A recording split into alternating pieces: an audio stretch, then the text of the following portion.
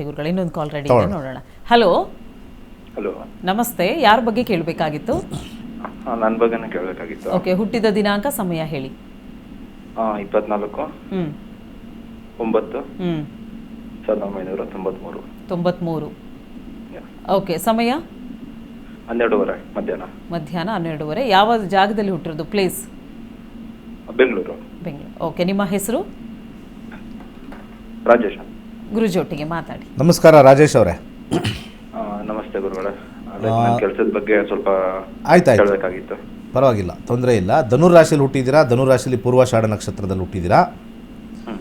Rahu general ಏನು ಹೇಳುತ್ತೆ, multinational ಕಂಪ್ನಿಲಿ work ಮಾಡಿ, ಇಲ್ಲ ಅಂದರೆ ಬೇರೆ ಯಾವುದಾದ್ರು ಊರು ಅಥವಾ ಅದು ವಿದೇಶನೂ ಆಗ್ಬೋದು ಅಥವಾ ಬೇರೆ ಪ್ರದೇಶನೂ ಆಗ್ಬೋದು, ಆಂಧ್ರನೂ ಆಗ್ಬೋದು, ಡೆಲ್ಲಿನೂ ಆಗ್ಬೋದು, ಸಿಂಗಾಪುರ ಆಗ್ಬೋದು, ಮಲೇಷ್ಯಾ ಆಗ್ಬೋದು ಅಥವಾ US ಆಗ್ಬೋದು. ನಿಮ್ಮ ಅನುಭವದ ಕ್ಷೇತ್ರದಲ್ಲಿ ನಿಮಗೇನಾದ್ರು ಒಂದು ಆ ರೀತಿ ಆಪರ್ಚುನಿಟಿ ಇದ್ದರೆ ಒಂದು ಮಲ್ಟಿನ್ಯಾಷನಲ್ ಕಂಪ್ನಿಯಲ್ಲಿ ವರ್ಕ್ ಮಾಡಿ, ನಿಮಗೆ ಲಾಂಗ್ ಟರ್ಮ್ ಸಿಗುತ್ತೆ.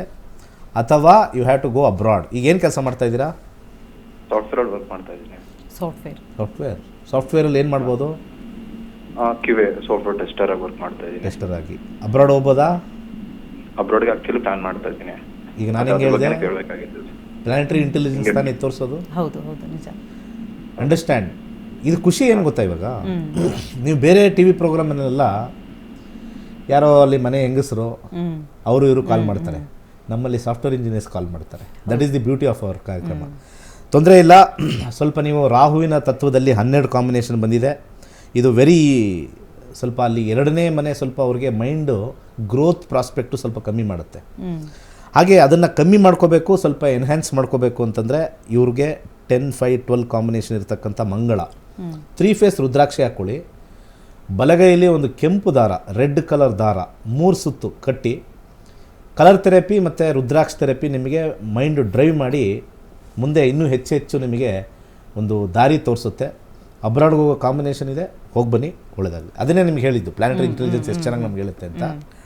ನಮ್ಮ ಪ್ರೋಗ್ರಾಮಲ್ಲಿ ನೀವು ಯಾವುದೇ ಕಾರ್ಯಕ್ರಮ, ಅಮ್ಮ ಭಾಳ ನೊಂದುಬಿಟ್ಟಿದೆಯಾ, ಅಕ್ಕಿ ಹಾಕೋದು, ವಿಳೆದೆಲೆ ಇಡೋದು, ಬರೀ ಶೋ ತೋರಿಸ್ತಾರೆ.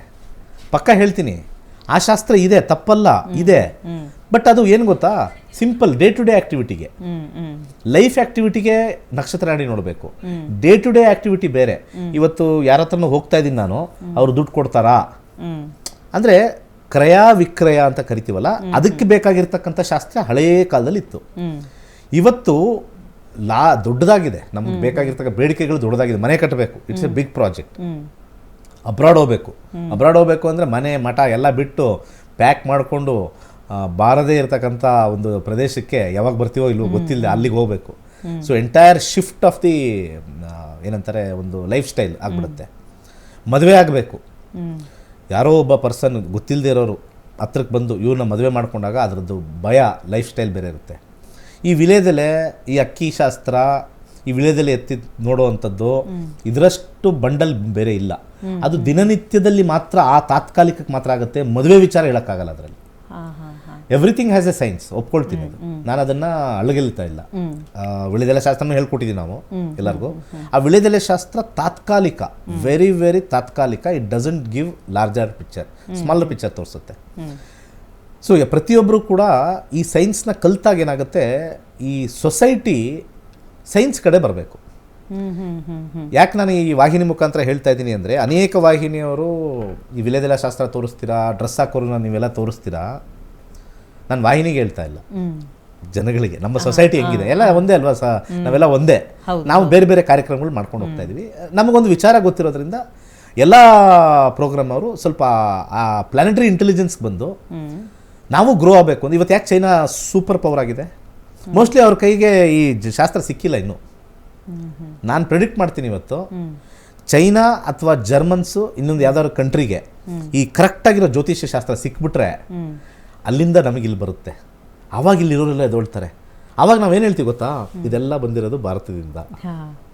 ನಮಗೊಂದೇ ಒಂದು ಮಾತು, ನಾವು ಯಾವ್ದಾರು ಆ ಕಡೆಯಿಂದ ಇಲ್ಲಿ ಬಂದರೆ ನಾವು ಮುಂಚೆನೇ ಮಾಡಿದ್ವಿ ಭಾರತದಿಂದ. ಈಗಿರ್ತಕ್ಕಂಥದ್ದನ್ನು ಡೆವಲಪ್ ಮಾಡೋಕ್ಕೆ ನಮಗೆ ಒಂದು ನಾಲೆಡ್ಜು, ಒಂದು ಶಕ್ತಿ ಇಲ್ಲವೇ ಇಲ್ಲ. ಯಾಕಂದರೆ ನಾವು ಏನಾದ್ರು ಒಂದು ಮಾಡಿದ್ರೆ 10 ಜನ ಕಾಲೆಳೆಯೋದೇ. ಹೌದು. ಒಂದು ಮನೆ ಕಟ್ಟಿ ಕಾಲೆಳಿತಾರೆ, ಒಂದು ಕೆಲಸಕ್ಕೆ ಹೋಗಿ ಕಾಲೆಳಿತಾರೆ, ಒಂದು ಜ್ಯೋತಿಷ್ಯ ಶಾಸ್ತ್ರ ಮಾಡ್ತಾ ಇದ್ದಾರೆ, ಅವ್ನಿಗೇನು ಬಂತು ಕಾಲೆಳಿತಾರೆ. ಸೊ ಕಾಲೆಳೆಯೋದು ಎಲ್ಲ ಕಡೆ ಕಾಮನ್ ಆಗಿಬಿಟ್ಟಿದೆ.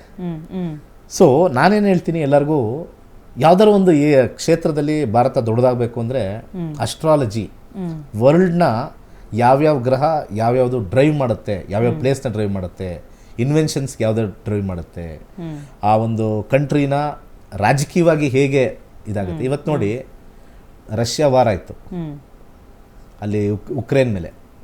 ಉಕ್ರೇನ್ ಧ್ವಂಸ ಆಗೋಗಿದೆ, ಅಲ್ಲಿ ಏನೂ ಇಲ್ಲವೇ ಇಲ್ಲ. ಅಲ್ಲಿರ್ತಕ್ಕಂಥ ಮೇಲಿರ್ತಕ್ಕಂಥ ಪ್ಲಾನೆಟರಿ ಇಂಟೆಲಿಜೆನ್ಸ್ ಫಸ್ಟೇ ಹೇಳ್ಬಿಟ್ಟಿದೆ ಇಲ್ಲಿ ಧ್ವಂಸ ಆಗುತ್ತೆ ಅಂತ. ಸೊ ನಮ್ಮ ಭಾರತ ವರ್ಲ್ಡ್ ಪವರ್ ಆಗಬೇಕು ಅಸ್ಟ್ರಾಲಜಿಲಿ, ವಿಚ್ ಪ್ರೆಡಿಕ್ಟ್ಸ್ ಬೇರೆ ಬೇರೆ ದೇಶ ಎಲ್ಲ. ಫಸ್ಟ್ ನಾವಿಲ್ಲಿ ಲೋಕಲ್ ವಿಚಾರದಲ್ಲಿ ನಾವು ಮಾಡಿಕೊಂಡ್ರೆ ನೆಕ್ಸ್ಟ್ ವಿಚಾರದಲ್ಲಿ ಖಂಡಿತ ಆಗುತ್ತೆ. ಕಾಲ್ ತಗೊಳ್ಳೋಣ. ಓಕೆ.